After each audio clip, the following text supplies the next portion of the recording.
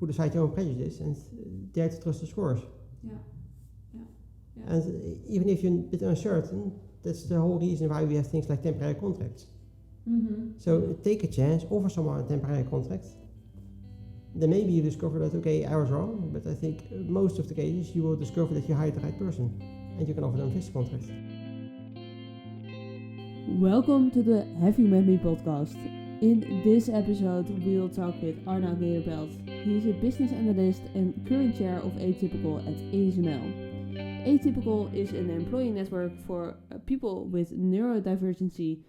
We'll talk about his experience as being neurodivergent while growing up and finding a job. Our colleagues Abel and Steven are also here to join today's chat.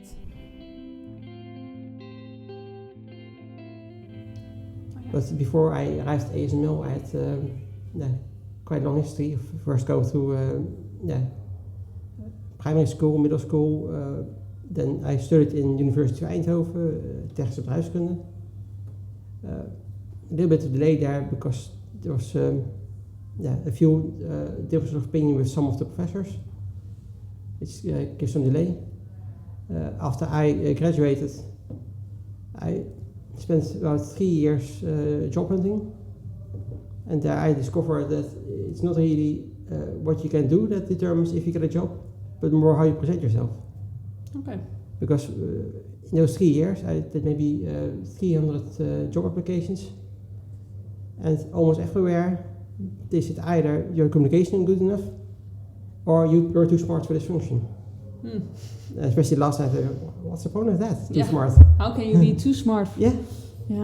Exactly. But then I asked one of them, okay, what's the problem of being too smart? And they say, well, then you get bored and you'll be gone in 2 years. Yeah.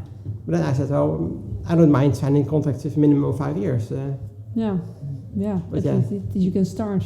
Yeah. That would be great. True, but they didn't want that, so that's why I had to keep on looking. It's strange because also after that, doing a job hunt, I also did a number of assessments. They think, well, the purpose of assessment is you do some exercise, you do some tests, and then you get a score, which is really about how you present yourself, but how good you perform. So then probably they will hire the top performers. Mm-hmm. But in all 10, I get a nearly perfect score, but they hired someone else. So apparently even the assessment is not a good way to hire the right people. No. And if we look back, working 12 years at ASML, I don't think there's any reason not to hire me for those 300 job applications. Yeah. Only apparently for them to say, okay, you're too smart for this job, so... Yeah. Of course, I already knew that I was smart because I got the diagnosis of gifted in 1999. Okay. Of gifted, like a highly knowledgeable, easy to learn. In Dutch is hoogbegaafd. Yeah. So I don't know why they call it gifted because it implies a kind of elite status, but it's a diagnosis that also has some downsides, which lots of people forget. Yeah. Because it sometimes makes it more difficult to communicate to other people because you might skip steps that in your head are easy, but someone else might be difficulty following. You have difficulty of getting in a bore out if the work is too monotonous. Yeah. So, there's its own challenges. But then, then I was looking for a job. The period of 3 years. Near the end of it, I went to the municipality to basically say, okay, I can't manage to land a job. I need help. Yeah. So then they stepped in to help me. They also did a kind of study called arbeidsfysiologisch onderzoek. I don't know what's called in English. Yeah. But that's where I got the diagnosis of Asperger's, a form of autism. Oh, okay. So that's how I got both of my diagnoses. Yeah. And then with their help, I was able to eventually get into ASML. So first a stage basis. So. Yeah, an internship. Yeah, internship. Even though I already graduated from a master, but okay. At least there's a way to get in. And that did work, and it was a way to show to ASML what I could do, and then I got hired first on temporary contracts. Yeah. And then eventually fixed contracts. Nice. Congratulations. Yeah, thank you. And I think they are that people say, or at least I've heard to say, when you are highly gifted, when you are very smart in that sense, that they always do some kind of tests or research to say, okay, could it also be that you are somewhere on the spectrum of, what to say, Asperger or anything else related? Was that also for you, or for you they just did the test on how smart you were? Yeah, for me it was separate, because the test to determine I was gifted was the Mensa test. Okay. So I first did the home test, and then said, okay, get a good score, so I go to the official test. Oh, yeah. The official test there is just basically to determine, okay, are you smart enough to join the Mensa? Oh, yeah. Yeah, exactly. To really do the real test and then go with it. Okay. And then you measure a few types of intelligence. So I think you have the general intelligence. I got in the 98th percentile.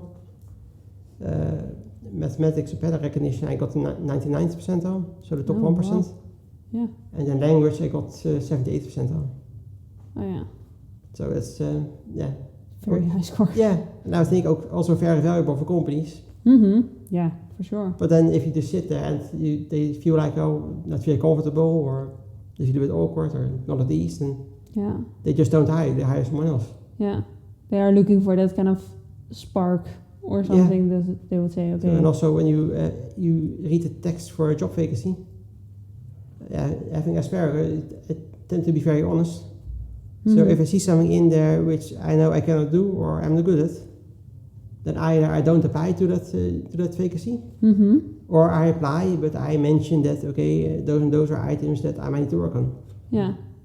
Oh. And then someone else without Asperger, they apply they see the same vacancy, they say, well, okay, I can do a few things, should be enough, I'll gloss over the rest.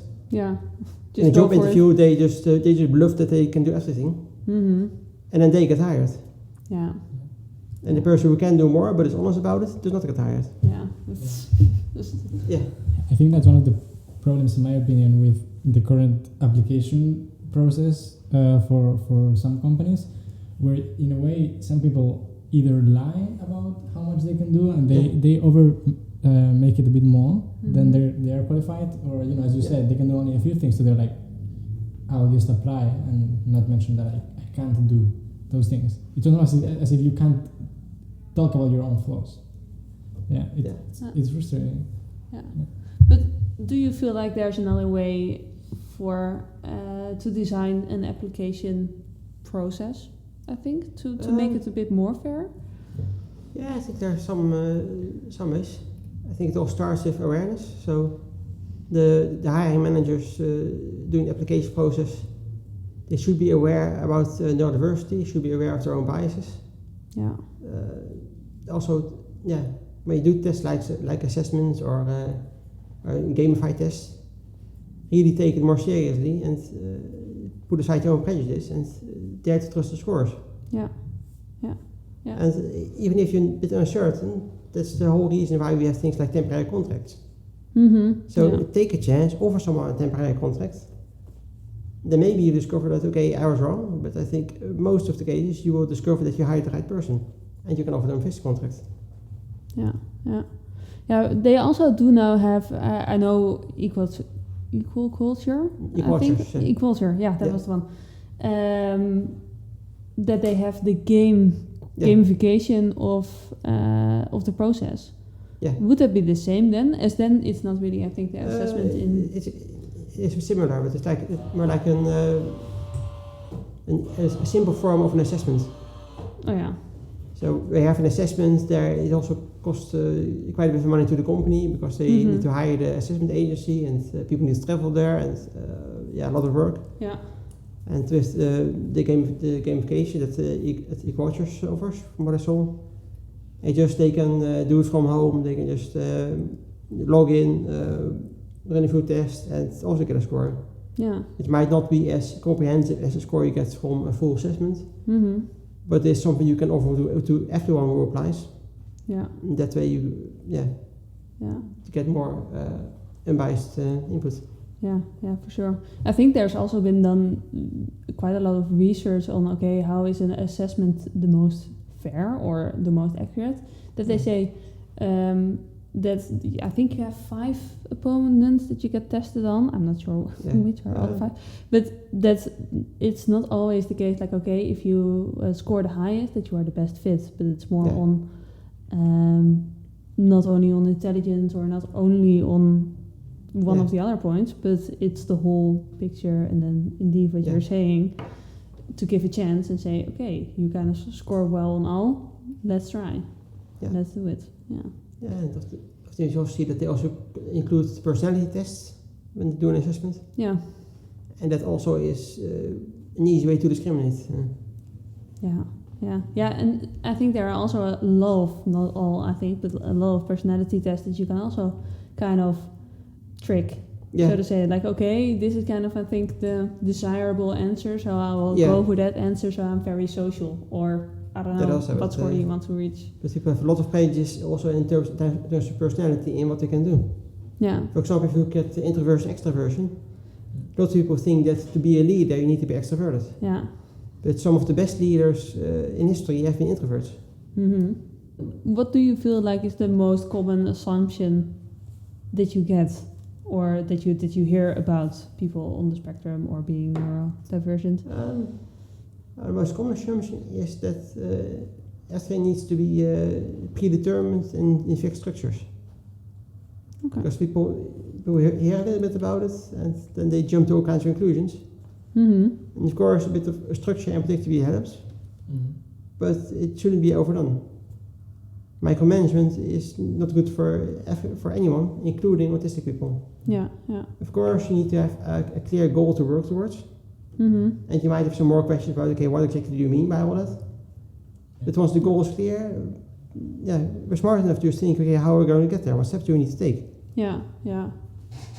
And structure is more than micromanaging, or at least, or less. Could also say. Definitely. I think one of the causes of that is that people don't get exposed enough to smart autistic people. Because all the stigmas and prejudices, a lot of autistic people, they apply what's called masking. Oh, yeah. So they pretend to be normal, pretend to be neurotypical. Yeah. And then when it's out of public eye back home, then they get very tired and then they can start trying to process all the stimuli that they received, and then the next day they again pretend to be like everyone else. Yeah. And people who don't pretend are the people who have no choice. So the people who get into to a burnout or get into a conflict with managers or stuff like that. But if those are the people who make themselves known, okay, yes, I'm autistic, that's why I have these problems. What image do you think the managers will get of autistic people? Yeah. They only see the problem cases. Yeah. And so they assume the moment that you say, okay, I have autism, they assume your problem case too. Yeah, then they think, okay, you have to go along this line. Then you fit in this box or in this. Exactly. And so the prejudice becomes stronger and people become more afraid to show who they are. So you start masking more, and the people who have autism and function well become even less visible. Yeah. And I have a question. Like, do you think there's ever a situation where masking is justified? Because I was thinking about this on my own time. And I think in the situation where we talked about before, let's say applying for a job, and you think, okay, if I mask, I might be able to get the job if they think I'm neurotypical. But then you're also hiding a part of yourself, which is negative. Yeah. So then it's like you might have more chance to get a job, but you're not being yourself. Like, what do you think about these type of situations? I think a little bit of masking is normal for everyone, also people not on the spectrum. Because you always have to make compromises, you have to socialize with other people. You know that other people might like certain behaviors, so you can choose not to show those. Also, in a relationship, I think you adjust a bit your behavior towards your partner based on each other's preferences. So you apply a bit of masking even in your personal life. Yeah. But there's a difference between maybe masking 5% of yourself just to better fit with the other person and masking 90%. Yeah. There's a big difference between pretending that you're your better self during an interview than having to keep it up all day. So because every day. if if you pretend during an interview you got hired, then that's what they expect also during your normal job. Yeah. That's Yeah. true. Yeah. Yeah. Yeah. For me personally, like after I discovered I had ADHD and also the concept of masking, Yeah. I realized that I was doing that in the past, and then slowly, with friends, with family, and with myself, Yeah. I stopped doing it, and it feels so liberating because I feel like it takes so much energy out of you. Yeah. But then, when you stop doing it, everything becomes better, I think. Yeah. Okay. Yeah. And may I ask in what way you were masking? In what kind of, I don't know, habits or? Well, for example, I don't know, sometimes I might want to move my hands, or I might make a joke that is a bit weird, or I don't know, in situations where I don't understand social norms. Now I know I can ask someone like, to my friends like, hey, can I ask this to this person that I don't know, or can I approach this person? But before I just didn't talk to strangers that much, for example, just out of fear that I didn't understand the norms so much. Mm-hmm. But now I'm like, okay, maybe I don't know them so much, so let's learn. You know? Yeah. Okay. And now in your everyday life, you feel like, okay, that's kind of been lifted. I think so. Yeah, with family here at work as well, with myself, I feel like I don't have to think about it at all. Yeah. Okay. And do you have experiences, Arnout, with what you feel like, okay, in this way I really mask for this reason, or? For me it's more about going over my own boundaries, because I notice when I get overstimulated that my head is getting full. Yeah. That I start making more mistakes. I run the risk of falling asleep, but I kept on going and going and going and trying to keep my eyes open, keep awake, even though my head was full. Yeah. And now I know, okay, when that happens, I can just ask, need to take a 5-minute break or so. Mm-hmm. Just go to a quiet room, sit with my eyes closed in silence. Yeah. Just let everything process.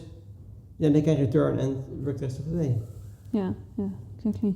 And do you feel like you work at ASML and you are also part of the program Atypical? Yeah. Were you also one of the initial founders, so to say, of the program? Or was it already there when you?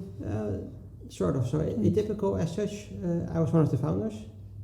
But Atypical evolved from an autism embassy, where I was not the founder, but one of the first people to join after it was founded. Okay. So I think around, should be 8-9 years ago, we started with a group of autism ambassadors, because quality cost noticed that there's still quite a few opportunities to improve. Mm-hmm. But then we just started raising awareness, inviting speakers to give lectures, talk to management, talk to HR, say how can you improve. Oh yeah. Then also we talked to corporate real estate about the new buildings that are being planned and how can they be improved. Oh, so nice. Slowly started advocating and saying, what can we change, how can we improve. Yeah. Then we also became a formal autism embassy, I think 4 years ago. Sorry, what? A formal autism embassy. Oh, yeah. I think 3 or 4 years ago that was. And then around 1.5 years ago, said, you want to be officially recognized as an employee network in ASML. But for that, we want to be a bit broader than just autistic people. We also want to include other forms of neurodiversity, like ADHD, giftedness, dyslexia, Tourette, you name it. Because you see that often the adjustments you need to make to get those people working efficiently and comfortably are quite small and quite similar also. Yeah. So that's why I, together with 4 colleagues, we're going to make an official employee network. And also from that capacity, we've been talking with management, about all kinds of improvements. Mm-hmm. So you see that ASML went through a transformation. Yeah. Where now it's a very good place to work for neurodiverse people. Mm-hmm. Of course, there's still some small things need to be done. Yeah. And it's still a running project, but it's a very improved company from where it was 8 years ago. Yeah. Nice. And do you feel like they also now actively hire people that are neurodivergent, or is that kind of the same as it was before? As I think if you have biases or they make it easier to hire neurodivergent people. They don't want to do positive discrimination. Okay. Like see with, it happens sometimes with women. I think that the University of Eindhoven they tried that for 1 year and got a lot of backlash. So they said, okay, we're going to hire only women for the coming year. And we said, well, that's not right either. But the idea is just to give everyone a fair chance to get the function, to be hired on your skills and not your presentation. Yeah. And also to help managers to reduce unconscious bias. Also experimenting with things like gamification and novel ways of job applications. Also the vacancy text make it more universal, so people feel more at ease applying. Exactly. Yeah.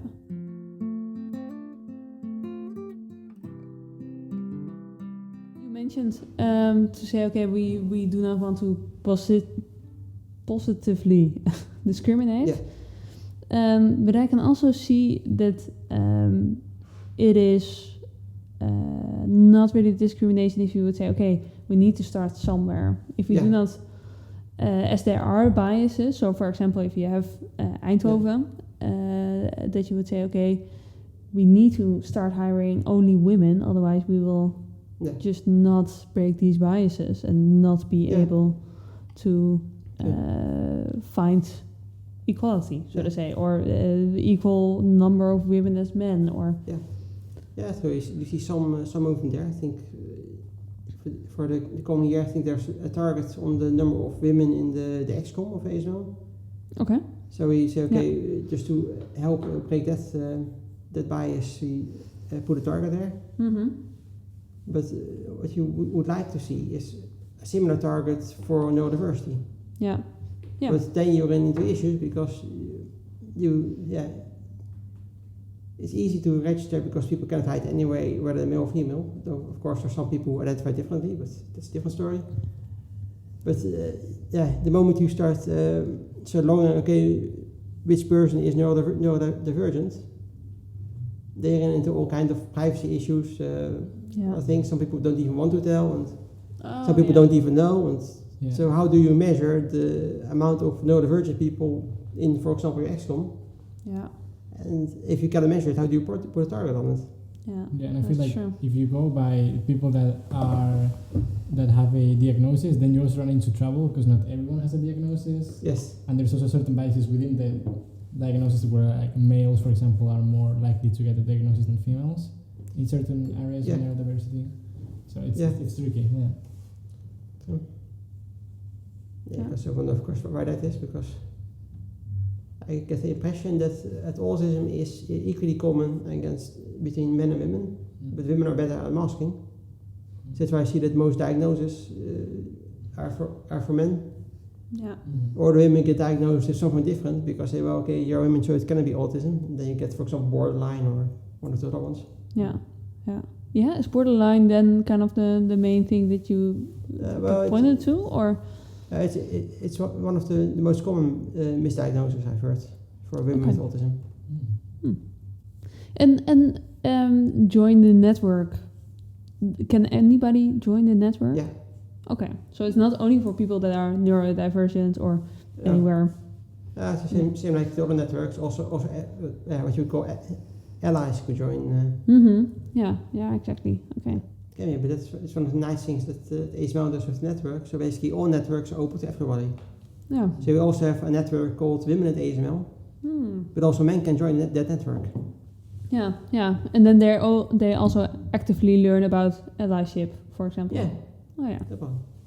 And also if Women at ASML organizes a lecture, then also men can join the lecture.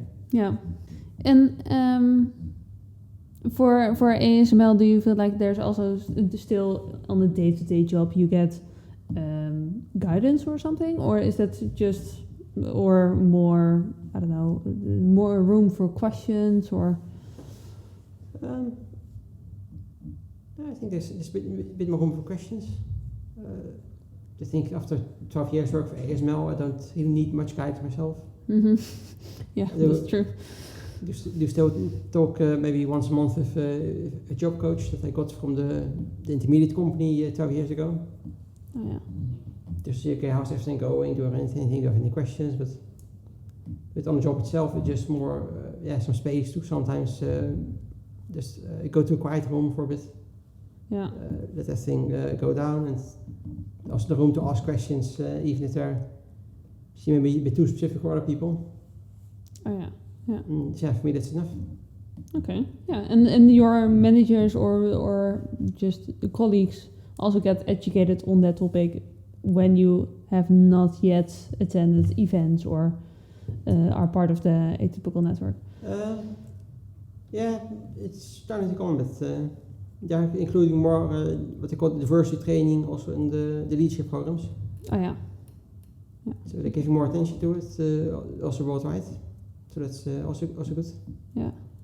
But to notice that the company cultures, they don't change in one day. So no, it's especially for it's going to take a long time, but so we're well on the way and working on it. So that's very positive. Yeah, and in the 12 years you've been there have been many changes. Yeah, right? It's been a different company. I still remember that in the previous interviews I gave 10 years ago. It was still a bit instruction. Okay, don't talk too much about it because not sure what to do with a large influx of neurodiverse people. Mm-hmm. Oh, yeah. And now they say, okay, everyone's welcome. And if you're neurodiverse, if you mention it, then we try to make some special arrangements to make you comfortable and make sure you get the fair chance at the job application. Yeah. It's an entirely different mindset than 10 years ago. Yeah. And it does help to really attract unique talent. Mm-hmm. Because that's something a lot of people tend to forget when they hear about the label. Most people think only about the challenges. Yeah. Yeah. They don't think about the strengths that also are associated with the labels. For example, a lot of autistic people, don't say all autistic people because every autistic person is different, but a lot of autistic people are very good in structures and in thinking logically. Yeah.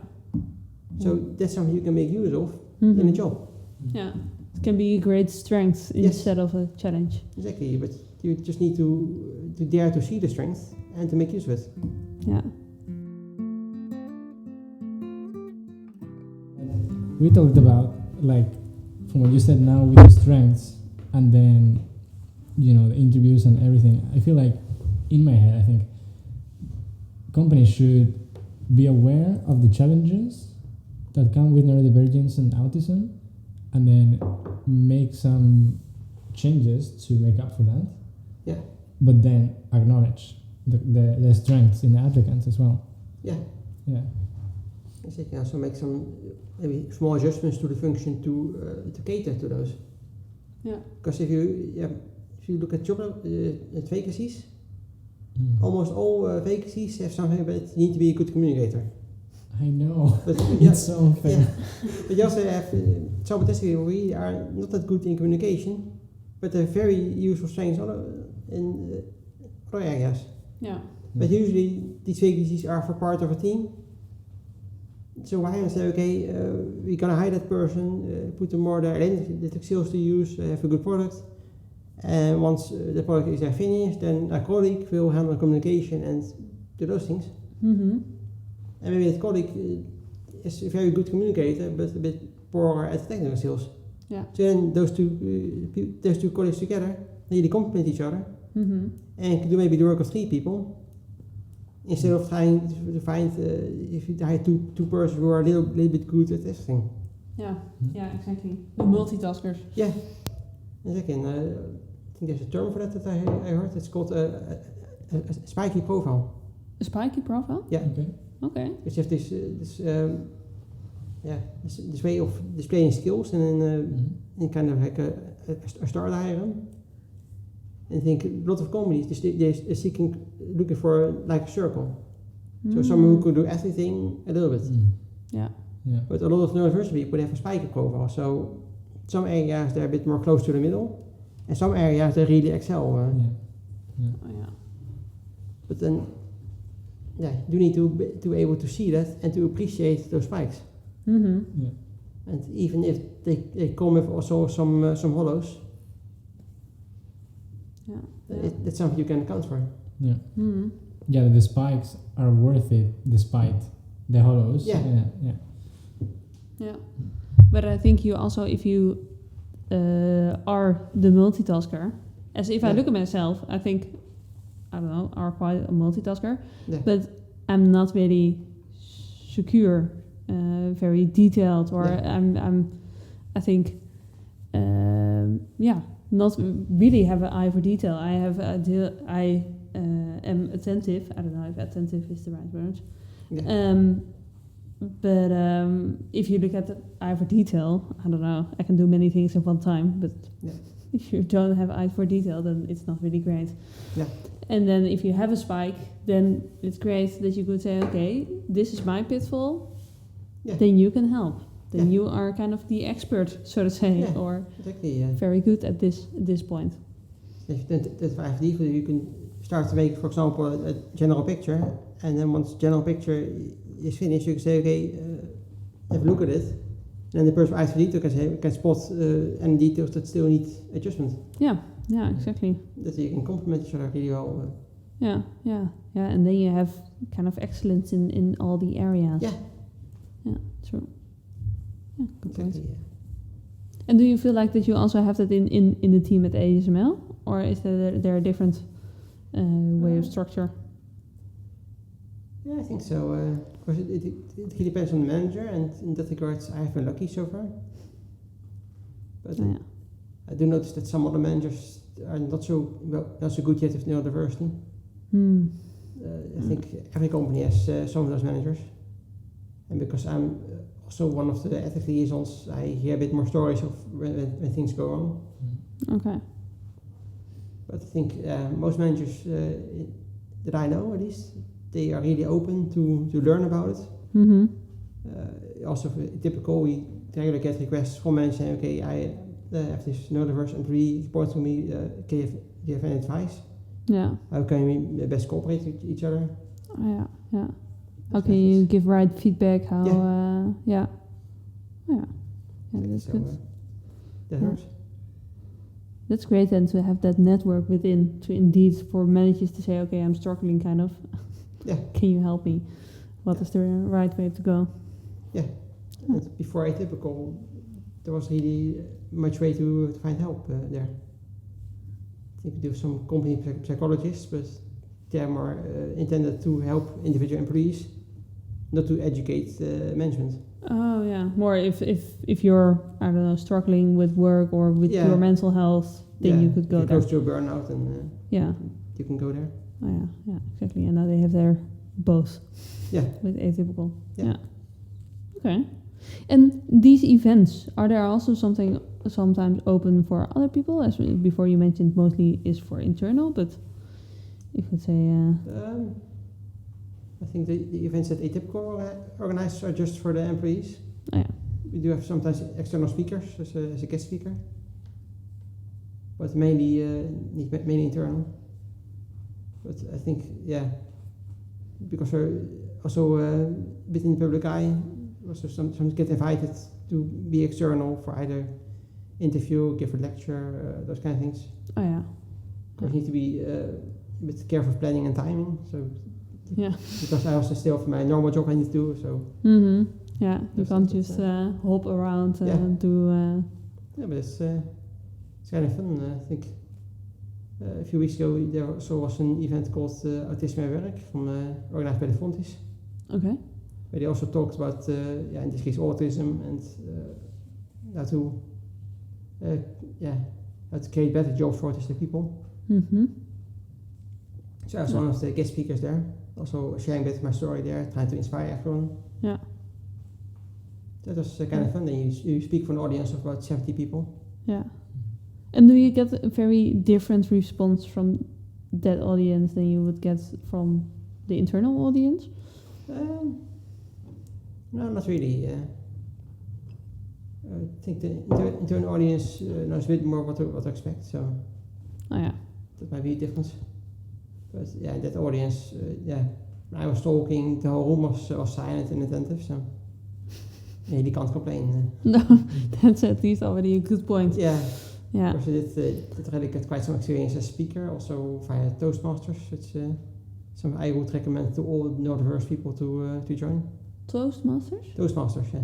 What is Toastmasters? Toastmasters is an organization for public speaking and leadership development. They're organized in clubs around the world. You have both community clubs and corporate clubs. I've been a member of the community club in Eindhoven for 12 years. Oh, yeah. And now also currently a member of the corporate club inside ASML. Okay. And it's really about giving speeches to each other, giving feedback to each other, and then trying to improve, trying to learn. Yeah. Basically, it's like a sandbox where you can speak, experiment, and learn. Yeah, yeah. Play. Yeah. And learn. Yeah. So and you also get some opportunities to learn not just the public speaking but also leadership, because each of those clubs, they have a club board where you can just organize things, have regular meetings, communicate about it, those kind of things. Mm-hmm. But then those clubs are organized in areas. We have 4 or 6 clubs, which basically get some guidance. You have a contest together. Then those areas are organized in divisions, where you have also guidance to those area directors, as they're called. Also a contest. And then those divisions are then again organized in districts. And in district you also have some roles to organize a conference, to organize training for all the district officers, so the people leading area or division. Some other responsibilities there. And you can keep on growing and challenging yourself. Yeah. Of course, at every level you need to get elected first, so you need to I want to have that role, may I have it? And there's a vote, and people say, okay, you can have it. Oh, okay. But in Toastmasters, for example, this year I'm the district director for Toastmasters District 59. Okay. And that district covers all the Toastmasters clubs in Netherlands, Belgium, Luxembourg, France, and Monaco. Oh, wow. So that's a big responsibility. Yeah, around 3,000 members. Okay. That I lead for this year. And the next year someone else will take over. And then each year you kind of have a loterij. Election. Of who is the next leader, so to say. Yes. Okay. So it's really an opportunity to get some experience in leading a large group of people. Yeah. Quite a large organization. And it's really fun to do. It's really a good learning opportunity. Mm-hmm.